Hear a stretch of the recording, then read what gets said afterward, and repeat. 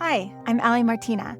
I'm the host of the Zipless podcast and an audiobook narrator who's had the privilege of bringing more than 75 novels to life on audio. Whether I'm in the recording booth or behind the microphone interviewing the authors who write these stories, I'm passionate about creating a space where women can embrace every part of themselves through romance without shame or apology. And I'm so excited to be here today. Welcome to Love Letters and Books, a podcast for anyone who loves a good story. This is a soft space to explore romance in books where no topic is too taboo. I'm your host, Casey, and this week I am sitting down with Allie Martina. We're covering so many things in today's episode, including the origin story behind Allie's award-winning Zipless podcast. We're also talking about how romance as a genre can be so incredibly healing, especially for trauma survivors. We also have something very special for you today. Allie and I are performing a cold read duet from the book When the Smoke Clears by Steffanie Blais. And Allie's going to close us out with a love letter to her younger self, all about self-worth, the importance of consent, and choosing joy. Allie, welcome to the Love Letters and Books podcast. I am so glad you're here. Oh, thank you so much for having me. So, for anyone listening, I started listening to the Zipless podcast probably after the very first episode.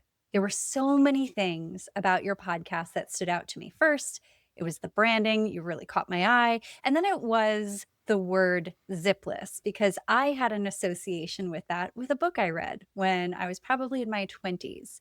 So I am just teeing you up to introduce us to your podcast and the inspiration behind it. Well, first of all, I did not know that you had the same experience that I had with the word zipless. So that's really exciting. I don't know how I missed that in our conversations in the past.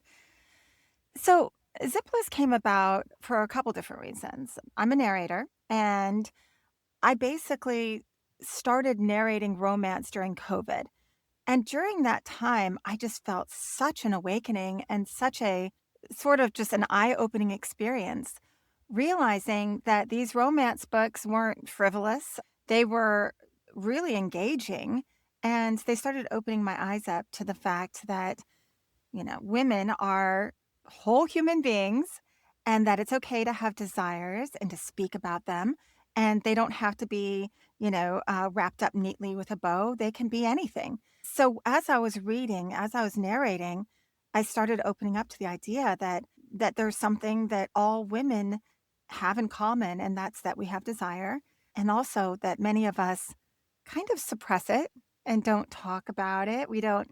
And so reading these books, these romance books, were the first time that I realized that I wasn't alone. And it's not that I woke up and decided I was this, this kinky person or whatever, but just reading these books and hearing about different characters and their exploration of their sexuality, their hearts, and their lives, it really sort of opened me up to the idea that everybody has different tastes and that's all okay. And then I started realizing the community was incredibly strong and supportive too. But even it goes back even further than that. That was kind of my second awakening. My first awakening was in college when I had an ex. This is strange, but I had an ex boyfriend who also happened to be a heavy metal guitarist. It's so odd. Both his parents have PhDs. He's a really smart guy.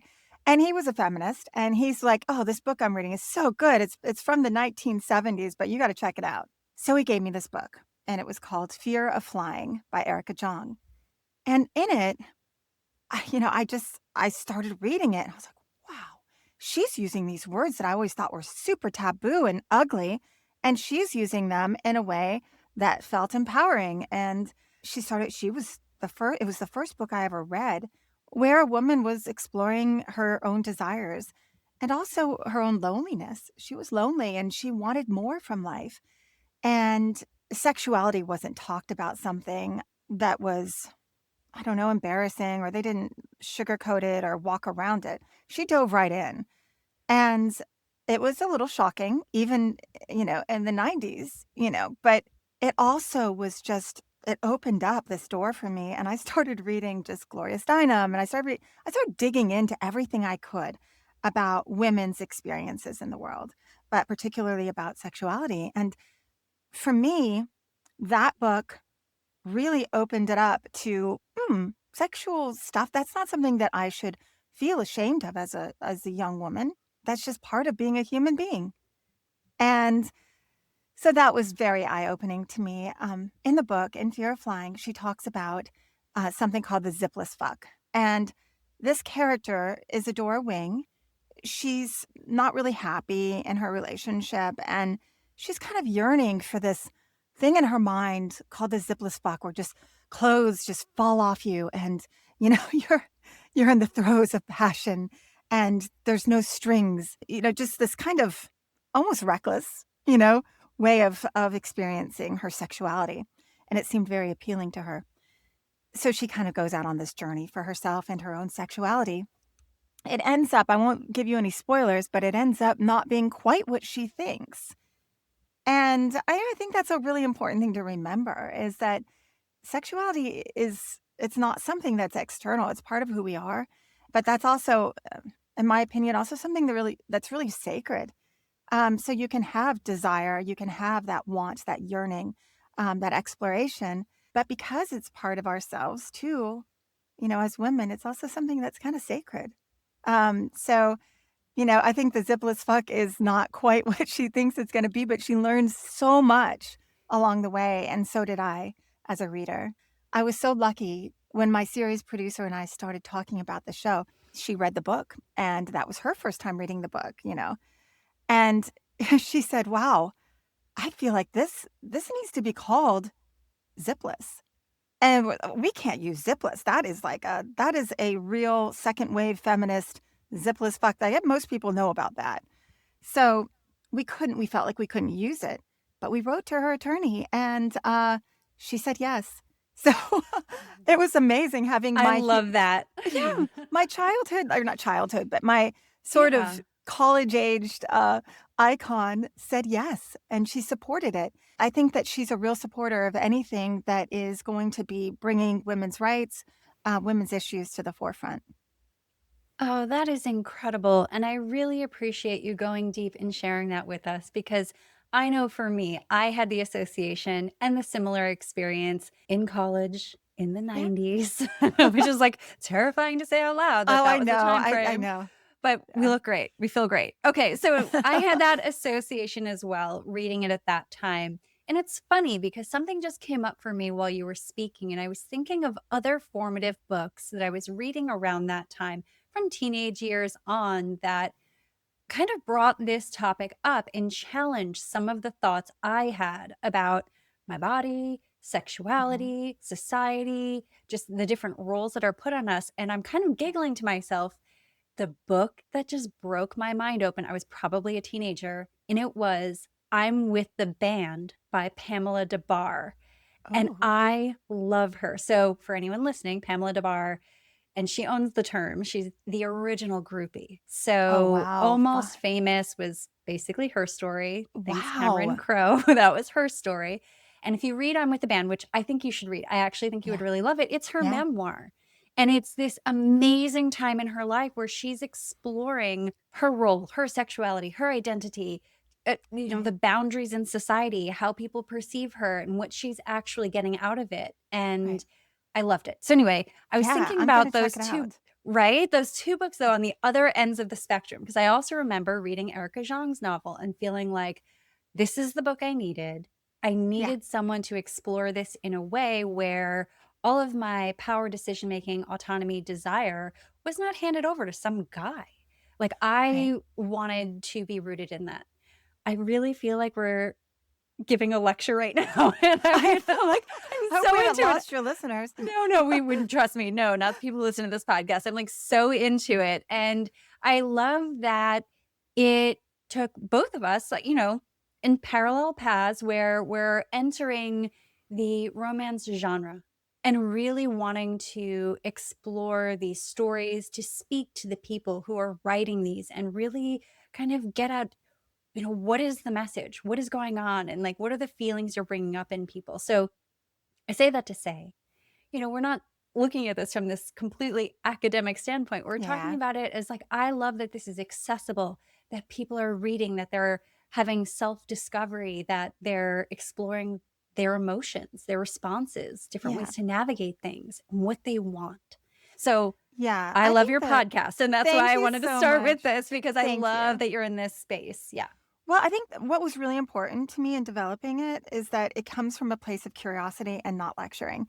Because that's the most important thing, is that I'm not gonna yuck anybody's yum. It's like I'm asking questions, but I don't know the answers to them. Yeah. And we do talk about books on each episode, but really, we try to get to the heart of, like, themes and, like, women's issues and, like, what we love, and it's not all serious. We also have lots of playful moments, and because that's a huge part of it too, just exploring and having fun with it and bonding with each other. Yeah. And I was thinking, when you first started, we always ask ourselves, right, when we're creating something, like, what do we want to do with this? And it's okay sometimes if you like birth something and it like grows into something else. But I look at you today, you've won awards for your podcast, you have a Yeah. great following, you have these incredible guests. So, where do you see yourself going with this? And what are the stories you want to tell? So, I mean, that's a great question. I mean, honestly, I really want this podcast to survive. I know that sounds really simple, but I love it so much and I'm not doing it to make money. So, you know, I want it to just continue. I want the listenership to grow. So not only survive, but survive in order to grow, in order to connect with more people. I want to connect. That's what it is. I really just want to connect to the heart of people listening. And that's what it's all about for me. And it's about trying to make brave choices in what we talk about. And I want people to listen, to continue to listen to Zipless and go, "Yeah, I totally get that. Yeah." And feel like they can relate. I wanna continue to have amazing authors. That is such a gift. When I say amazing authors, I don't mean, like, that they're necessarily, New York Times bestsellers. That's what it is that we have these incredible conversations, and I learn from them, and I feel touched by what they say and by their books. So, honestly, this just continuing is where I want it to go. And I've won the awards, that's wonderful, but it's really about connection. I wanna keep connecting. Yeah. Oh, I really feel that from you when I listen to your episodes. And I Thank love you. that you used the word curiosity earlier because I Yeah, feel like, among many things that there is a war on in the world, there's a war on curiosity, yeah, especially when it comes to women. There's right. also a war on joy and Mhm. happiness and Yeah, relaxation and fulfillment. And yeah, so I love that we're both kind of carving out these spaces where we have these conversations. Because something that comes up on this podcast a lot is people will say, when I'm like prepping the guests, like, are you sure people want to talk about that? I'm like, well, this is your day to day life. Like, this is the language you speak. mhm, But you have to realize there's people who they don't have anyone in their life who's having these yeah, conversations. They don't have anyone who's dropping in and talking about emotions and what people really want and trauma and growth and love and mhm, found family and all of these other things. So I'm just very happy that we're in this space and having these discussions. And yeah, I want to touch on that, the idea of a a little war that's going on yeah. all of these things. Like I said, curiosity, joy, happiness, and relaxation. Anytime people are saying romance books are frivolous or romance books are gonna give you a false idea of what men should be, any person that's trying to put that down, you have to ask yourself, "Why? What are they getting from it?" You know?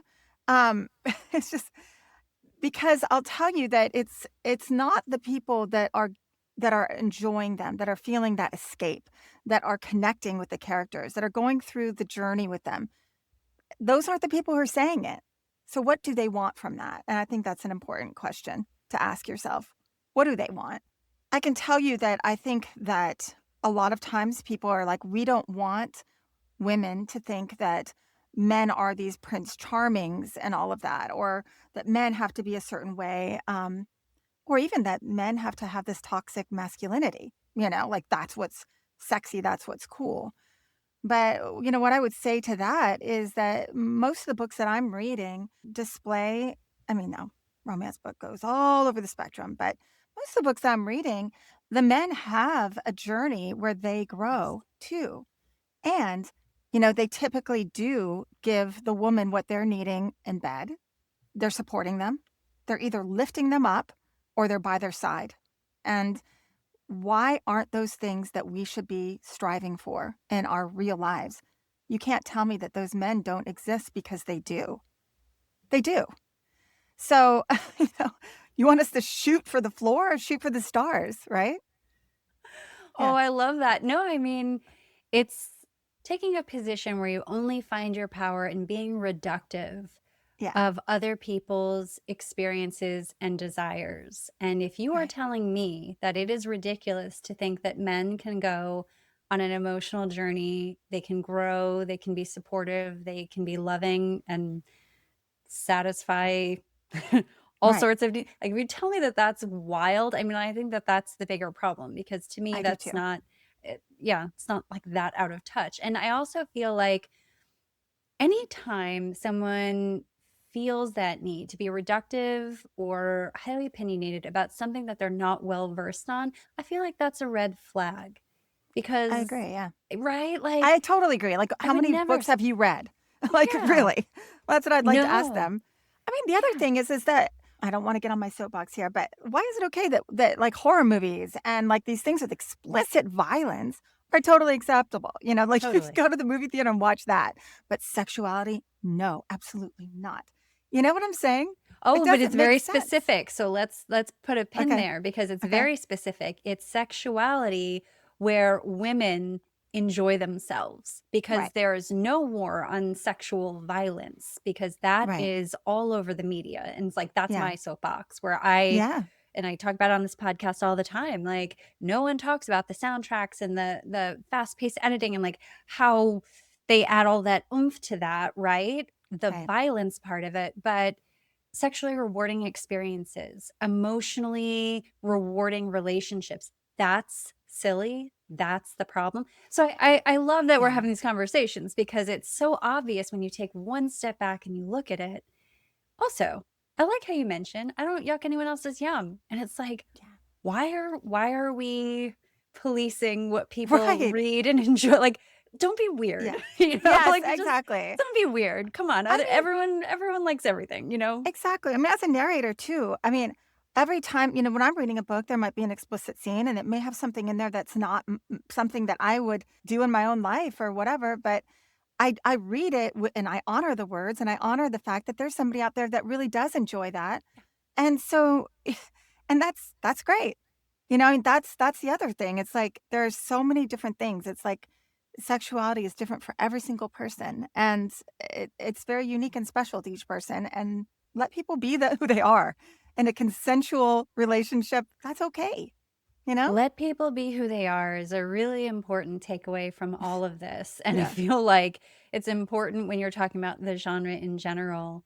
And I guess I'm curious, what are some of, I guess the word would be like emotions, or like what is the Mhm. awareness that you think romance books brings up for people that might be surprising? Like, is there an emotional experience that you see Yeah. in these books? Yeah. I think one of them is I'm okay. You know? It's so Huge, by the simple. way. Yeah, it's like, "I'm okay," and that's what I hear a lot from listeners of Zipless and just people that I meet at book signings, and, these books mean something to them because they read it feeling like maybe they're alone, and then they realize, "Wow, there's this whole book written about somebody who is having the same experience I am," and Yeah. so yeah, That's so powerful and grounding. And I yeah, really do feel like creating space for connection yeah, rather than like pointing a finger and isolating something, like anything that does that, I think is really positive.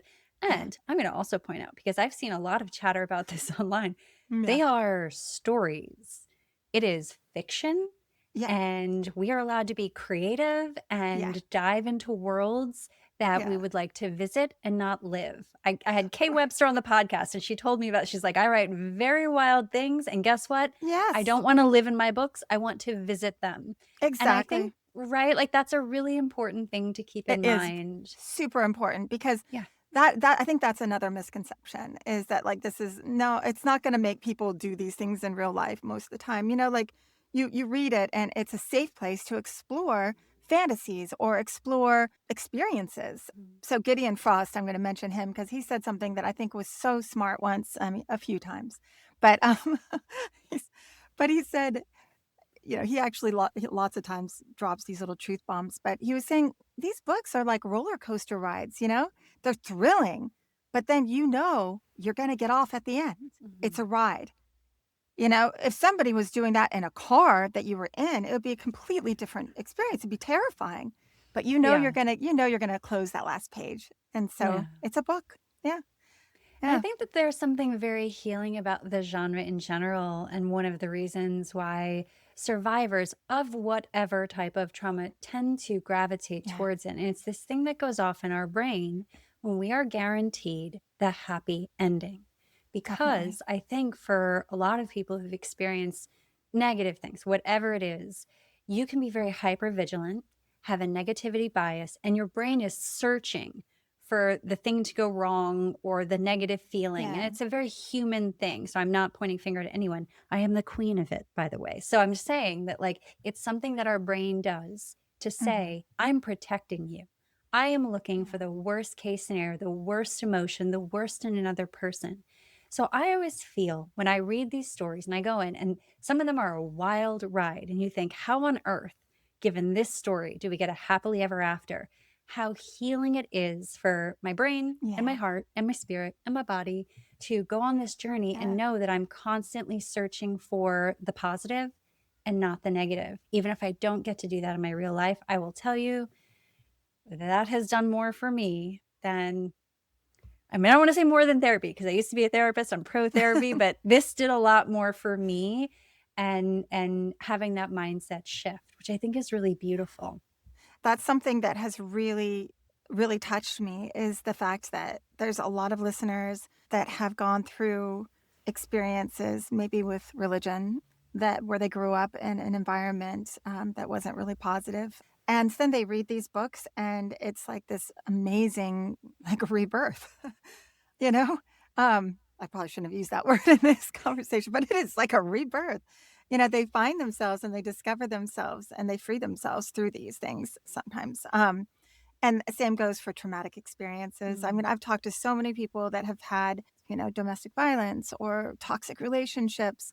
And sometimes these books touch on that. And you'll have a yeah. female character that, goes through the ringer and she comes out on the other side. I mean, look at Off Campus, I mean, that is such a huge hit right now. Yes. And, there are books like that that show somebody who has had violence against them, and then they grow and they show that journey. And like you said, you're reading that book and you're looking for that happy ending. And maybe even the character does things that you wish you had done. So you get to relive live that experience, but in a more positive way. So Yeah. I find that to be really healing for people too. You know what's interesting? I had a guest on early on when I first started the podcast, CR Jane. And I Oh, love she's her writing. wonderful. I adore her as a person. Her Yeah. love letter had me sobbing for a while. But one of the things we talked about when she came on was why I found her series so healing. So I'm not a sports romance person. It's not the first thing I would Yeah. pick up, but I found her writing so healing because there was automatic belief and support for the trauma survivor in every single one of her books. And I talked to her about that and said that was almost like the most intense romantasy that somebody could ever write because Right. it was so far from my own experience as a Right. trauma survivor, and Mhm. that I found healing in those stories that I will never get in real life because the Yeah. response to even to this day, by the way, it's been a long time, is never supportive ever. Yeah. And I've had a few people in my life, my partner, my sister, like people Yeah. who are very supportive, but for the most part, my God, it is shocking. And so I found that so healing in her writing. And I was thinking, like, oh my God, for just a few hours, I get to step into this universe where something horrible has happened and immediately this person is believed, they're lifted up, and there's this possibility of connection and love, found family, all of these beautiful things that as a trauma survivor, you're very rarely experiencing because it's very isolating. And Yeah. I just found that to be so beautiful. I Yeah. find that really beautiful too. It's almost like reprogramming your experience, Yeah. you know, Yeah. in Yeah. terms of going back and reliving it in a different way, that's Yeah. positive and has what, yeah, And that's I really always interesting. hope somebody listening to this podcast who maybe has not explored the genre really takes maybe a look at it that way of like maybe there's Yeah. something in my life, whether it's religious trauma, whether it's something I'm struggling with, whatever it is, Yeah. finding that there's a book for you, there's a voice out there, and you are not alone. And I feel like one of the most powerful things we can do is normalize our experiences. I feel like our Yes. brain and our ego is saying, you're the only one. Yeah. You are the only one who has this dark little thought. You're Right. the only one Yes. that this could happen to. And so, like, it's just Yeah. such a healing thing to, know that, God, there's enough people out there who have had this thought, feeling, experience that someone could write a book and I could say, me too. I Yeah. mean, that's so beautiful. It And, is. I could see why somebody would have a war on that and not want people to experience that because they would feel Right. more grounded and more connected and show up for the next person in their life. Yeah. So, Yeah. They may want more. yeah. Well, I've loved this discussion so far, but I want to drop in a little bit to your lore and the things Okay. that you do because I'm so intrigued by you. And one of the things I want to ask about is your experience as an audiobook narrator. I've been acting since I was 15, so pretty much my whole life. Um, and I started out, just doing theater and doing on-camera acting, but I immediately discovered after college that I felt the most comfortable in a booth. And that was because it was just my voice and no one was looking at me, so I could just be, and I still to this day, I feel more comfortable in my booth than I would on camera. So I started doing a lot of voice acting. Most of it was video games and anime. In fact, a little fact about me that most people don't know is might be kind of dusty, but I play, you probably don't even know this, Catwoman. I I did played, not know that. yeah, I played Catwoman on DC Universe Online under my other pseudonym, Kelly Houston. And that's what I did primarily most of my voice acting under that name.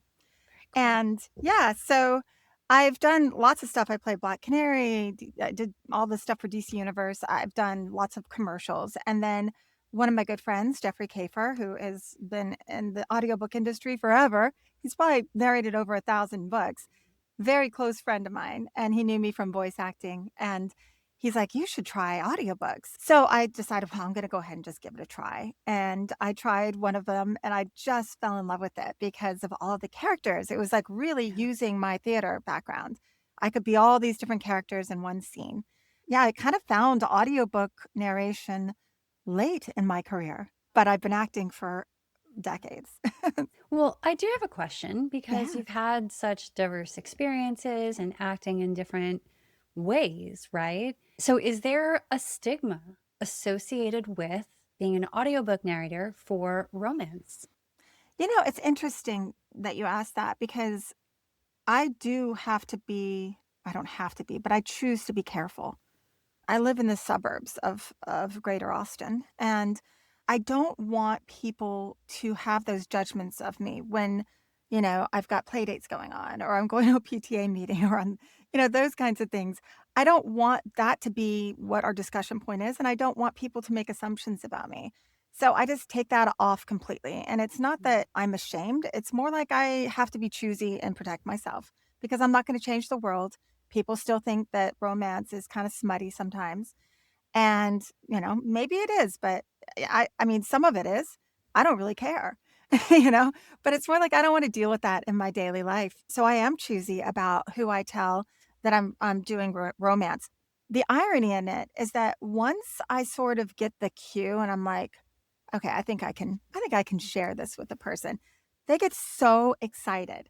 Oh my gosh, that's so cool. I read romance. And I'm like, okay, so I've known you for a year and a half and we could have been having these discussions and we never talked about it.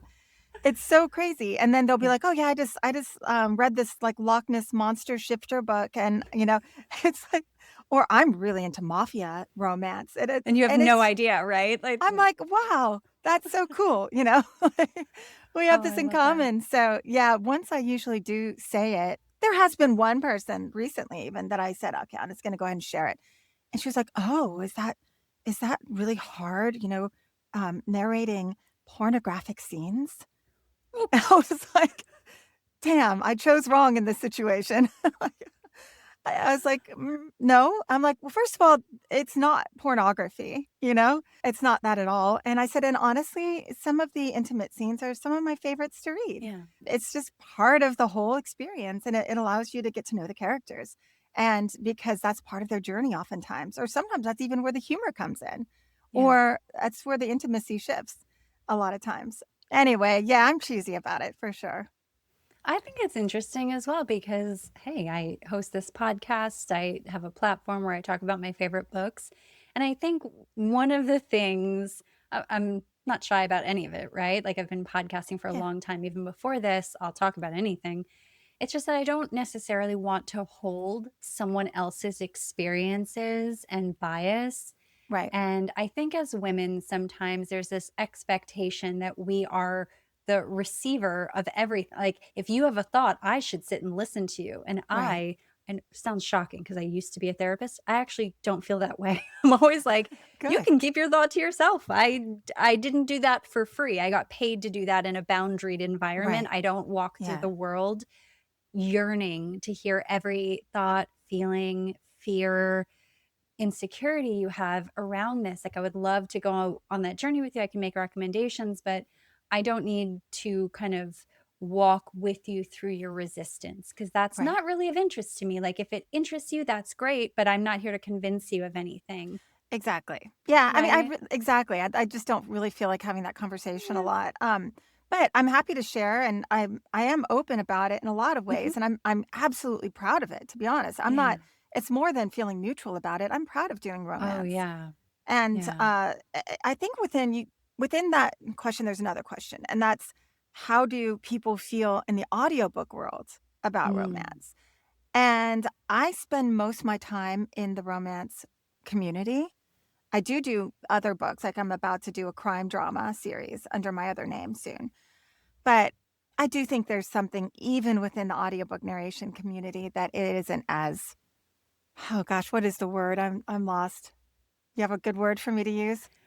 Oh, respected Yes, there or you yeah, go. Respected. Yes, I respected. know. I Yeah. know. It's interesting too because even when I was thinking about doing another I had a mental health podcast for Yes. years. It was very successful, but I shut it down because people were being really creepy and like showing up to my Oh, house. oh So my I did gosh, shut that's that down.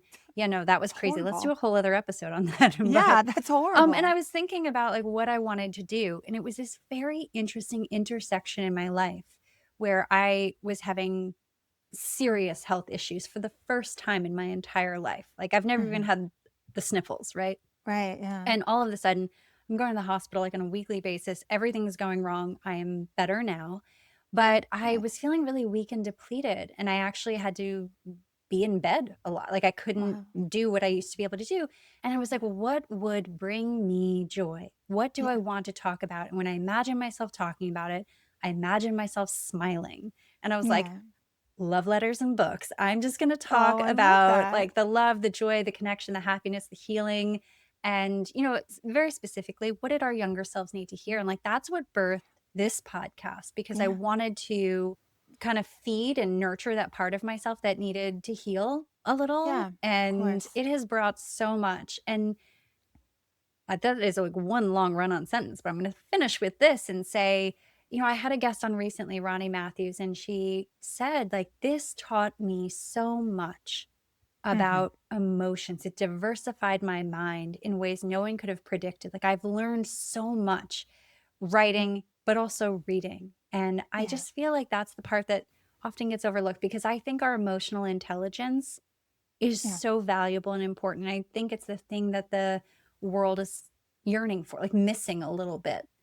And yeah, anything we can do to just be more aware and bring more compassion and empathy into our relationships, I think that's beautiful. Me So, too. I mean, I think, and it's hard. It's not easy. I think, especially in today's world where everything is on social media and we're all constantly, I just read a book actually by Rachel Lynn Solomon, and she's going to be on our upcoming episode of Zipless, and she's amazing. But she has this book called Extracurricular, and it's fabulous. The lead character is a pop star, and she has grown up basically performing an image for everybody. That book really, I'm not a pop star clearly, but it really touched me because I thought how many of us are always presenting ourselves or always performing what we think other people want to see or what feels safe. And so I think for me right now, I'm really pushing myself to sort of get out of that safety zone a little bit, try to step out of that and be as authentic as possible with hopefully the final result as being better connection. And like that brings me back to Zipless. I want that connection. I want people to listen to these interviews and connect because that's how we all feel, like you said earlier, like, hey, I'm normal. Hey, I'm not alone. And so that's really important to me. But we all sort of wear masks, we all do it. It's impossible not to. And part of that's okay. We're protecting ourselves. But there are times where we need to pull the mask down and step out and let people see who we are completely. Yeah. well, on that note, talking about stepping outside of your comfort zones, when you and I were yapping away about Yeah. what are we going to talk about, like aside Yeah, from yeah. us just like liking talking to each other, like what Yeah. are we doing with this episode? Right. We came up with this delicious little idea of you dropping a script on me and us doing it together on air. And I would love to shift into that part of the episode right now. And I would like to say for the record, Yeah. I have not seen this script. I don't even know who wrote it. I know nothing about it, and I'm so excited. So we're all going to be really, really nice to me because I'm doing this with no prep. So, And that okay. is really, really, really brave. And I also will say that if you were a real narrator, you would never be asked to do that. You're not very often said, okay, here's a cold read of this book. You have no idea what it's about or who the character is. So we will all give you a break and just appreciate your bravery. Okay, so before we jump in, I'm going to give you a little bit of a context to this excerpt. This is from When the Smoke Clears by Steffanie Blais, and it's the first book in her Secrets of Wild Haven series. So, the character that I'm going to be playing, Isla, has just returned home after being gone for 10 years. And, she's hoping, praying that she can avoid running into her ex until she finds herself hiding in a bookstore cafe, attempting the least graceful escape imaginable. All right. So we're going to perform this as a duet, meaning that I'm going to be doing all the narration, the background stuff. It's from Isla's point of view, and you're going to be doing all the male characters. Okay. I'm So so you're going to be excited, by reading. the way. What'd you say? I said I'm so excited. So you're going to be reading Luke. He's the town sheriff and her ex, and I'll be reading Isla. Okay. So this chapter, like I said, is written from Isla's point of view. So I've highlighted Luke's lines for you to make it a little easier. Are you ready? Perfect. I saw. I'm excited. Okay. Panic stings my chest. I'm cornered in pages and pastries. My sanctuary now feels like a trap with every exit sealed. Every instinct screams at me to bolt, but it's useless. Wild Haven works too fast. My secret lasted mere hours. Desperate for safety, I lift my gaze from the food-splattered sneakers up along a baby blue sundress until I meet Eden Wild's curious eyes. There's no way I can recover from this, is there? Eden giggles and extends her hand. Her palm is warm and steady, grounding me in a way I desperately need. I'm afraid not. The sunlight from outside etches a silhouette out of the dim interior. Broad chest, muscled arms, hands jammed so deep in his pockets the fabric strains. His whole body is a line of tension. My heart spikes, sharp and chaotic, like a monitor right before alarms shriek. I shut my eyes, breathing once, twice, trying to calm the traitorous organ before I face the boy I swore I'd never see again. Only the boy I knew is gone. A man stands in his place, rougher, more challenging, jaw shadowed with scruff. hair darker and messier, like he's run his hands through it one too many times. But it's his eyes that unravel me. Those forest green eyes, once the safest place I'd ever known, lock onto mine with unmistakable heat. Those eyes once held my future. Now they make one thing unmistakably clear. Luke Wilde doesn't want me here. A single heartbeat pulses between us, his or mine, impossible to tell, but it's the loudest thing in the room. I clear my throat, hoping my voice will cooperate. It doesn't. Hello, Luke. He studies me, jaw clenching, a muscle in his neck jumping like he's wrestling down 1,000 unspoken things. Isla, His tone is flat, but the tension is razor sharp. you look better than the last time I saw you. You know, with a pulse and everything. Heat rushes up my neck. His sarcasm is a bigger shield than the star on his chest. So, He continues. you're not on the missing persons list anymore. I was never missing. It's a flimsy lie, and we both know. He steps closer, shrinking the air between us.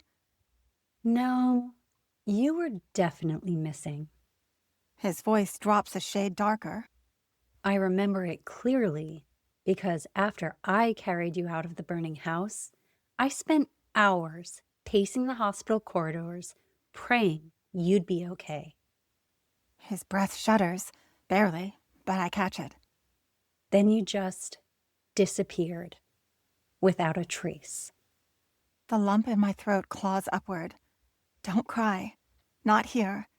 Not in front of him. I sent you a text. Yes, His laugh is sharp. Bitter. that was thoughtful. He crosses his arms, biceps flexing under the motion. Nothing like finding out after 2 brutal, sleepless days that you left town and never wanted to speak to me again. Acid crawls up my throat. He scoffs. Well, it doesn't matter now. Water under the bridge, right? We're not the same kids anymore. I hate how easily he still fits inside my silence. How every word I don't say sounds like his name. Eden watches us like she's courtside at a championship match, eyes darting between volleys of emotion. After a beat, she slips a warm hand over mine. I offer her a tight smile. I should go. Luke lifts a hand. No. Stay. I have important things to do. Talking to me isn't important. Noted. Just came for coffee. His voice has that clipped, authoritative edge. He grabs the paper cup from the counter and heads toward the door, but halfway out he turns, and the way he looks at me, it's betrayal, it's regret. It's someone staring at a ghost he doesn't trust to stay real if he reaches for it. I'm very sorry about your mom, Isla. And then he's gone. Good job! What was that like? Oh, I loved it. That was so much fun. So one, I want to just say thank you for preparing all of that. And two, Steffanie, thank you so much for giving us permission to use this and sharing this excerpt. Hopefully you'll be a guest on the podcast soon and we can make fun of me and my narration here. But I truly felt like I embodied Luke. Like Luke is who I am. You definitely underneath everything. did. Yeah. Yeah, I love that. Yeah, she's a great writer. Yeah. So thank you, Steffanie. Yeah, and I can just see what goes into it on your end, right? Just even that little bit was like an introduction to me behind the scenes of the acting that's going on, the emotion. And it's so funny because I obviously work in media. I spend a lot of time with my headphones on. Yeah. You know that you've participated in a work thing with me once. Yeah. So, after work, when I'm working on my podcast, and after that, I tend to not listen to audiobooks because I've had headphones on all day, right? Yeah. But I dove into one this weekend after I finished a huge creative project. And I was like, I just need to immerse myself. And I listened to Last Light by Claire Kent. And just the audiobook narration was everything. I've read the book before, but that narration was everything. Yeah. And I was thinking about how many people like this is how they're experiencing books and how important your voice and your experience and your skill in acting really shapes the story for them as they're Yeah. listening. And I just think it's, I don't know, I think it's a really beautiful thing. Like it makes it more accessible for people, Yes, but I think that's it true. also helps them drop into the emotion as well.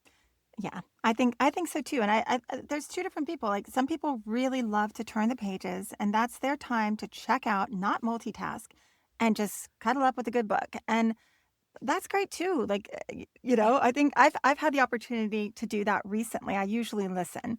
I'm more of an audio person, as you would imagine, but sometimes for Zipless, I have to, read a book because it's not on audio yet. Maybe it's an upcoming release, and I've really enjoyed it, so I like to do both. Yeah.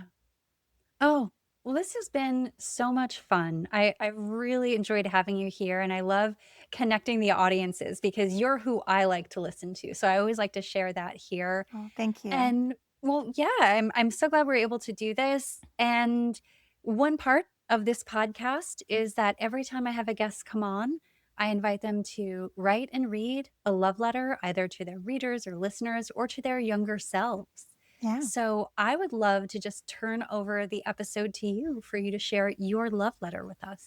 Okay. Well, thank you so much for asking me to do that. This was a challenge for me, and I went through a few different letters before I just said, "Screw it, I'm just gonna write from the heart." So, buckle up. Okay. Dear younger Allie, I know you're trying so hard to figure out what's wrong with you.